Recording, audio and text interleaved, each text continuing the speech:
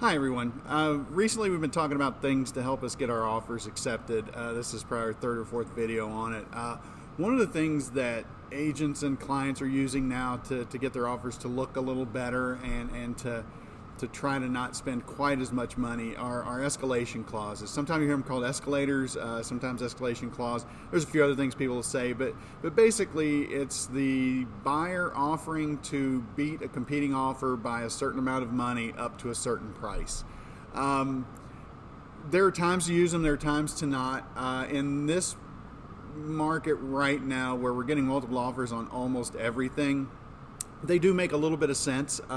I will tell you that there are a lot of sellers who don't like them because they get confusing. They add a little bit of confusion to the transaction for them. Think about their side. They're getting inundated with several offers they have to figure out, and now they suddenly have to do this math on two or three of them to figure out where they actually stand.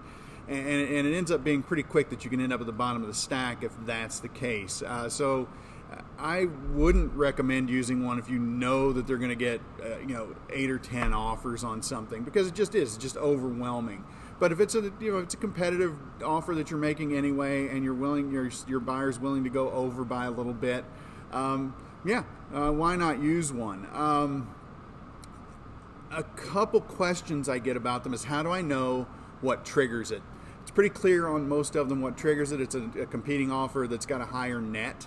I would always make sure I let my buyers know that we need to talk about the net proceeds, not the gross offer. I can offer you $1 million if you're going to give me $900,000 of it back in concessions, right? So it's got to work on the net. That's really the only way to make it work. Now, how does someone prove that to us? They give us the contract. They could take out the names and things like that, but you'll need to see the first 5 pages or so of the contract, and they'll agree to it if they're going to trigger this escalation clause. The other one is, I get what happens when there's more than one offer with an escalation clause that get triggered. Well, that happens, and that happens a lot, and that's where part of the confusion comes in for sellers as well as buyers and agents. Is when that happens, they can all trigger each other, right? And you end up with the very highest number out of it. When that does happen, it's a little harder to show the sort of chain of events that make that number be the one that gets used, but it's the same thing. So you've got 3 of them have escalation clauses. You show them the net on all 3 of those, and it should work out. What happens with the final acceptance is a question I get pretty often, and it's one of the things that I think most agents don't cover. When I do an escalation clause, I make sure that it says that if this escalation clause gets triggered, the buyer and seller agree to write either an addendum or a counteroffer that finalizes the price. And that is the final acceptance. And up to that point, either side could still cancel. So that really makes a lot of sense. If you don't leave that in there, it could get a little fuzzy for folks.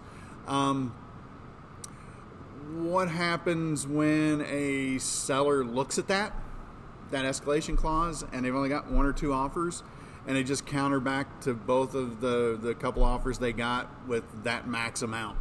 Well, there's not much that a buyer can do at that point, right? If a buyer's put in this escalation clause, there's not enough to trigger it up to its top number, and the seller comes back. So let's say we're doing $100,000 with a $2,000 escalation clause up to $110,000, and they get something up to 108, they can't, or 106, they can get up to 108, but they can't get to the 110. There's nothing stopping the seller from just sending you a counteroffer back that says 110, and that does happen, and often buyers get angry about that, and buyers' agents get really angry about that, and I don't understand why the anger is in there. You've already told them what your max amount you would pay is. You've tipped your hand. Go ahead and accept it, and if you can, make it work. If you're not interested in it, don't get angry. Just say no and walk away and move on to the next one. And that does happen, and it happens very often. And what I'm hearing now and seeing right now is that a handful of sellers are just out of hand, not responding to offers with escalation clauses in them. So be sure to check It's good practice anyway, but be sure to check with the listing agent and see what the terms that the seller is looking for is. And if they're willing to look at an escalation clause and you think it's going to work for your client understands it, and you understand it, go ahead and do it. So if you have any questions, reach out to me. It's John at JK Realty. You can call me at 602-400-4376 anytime you want. Thanks.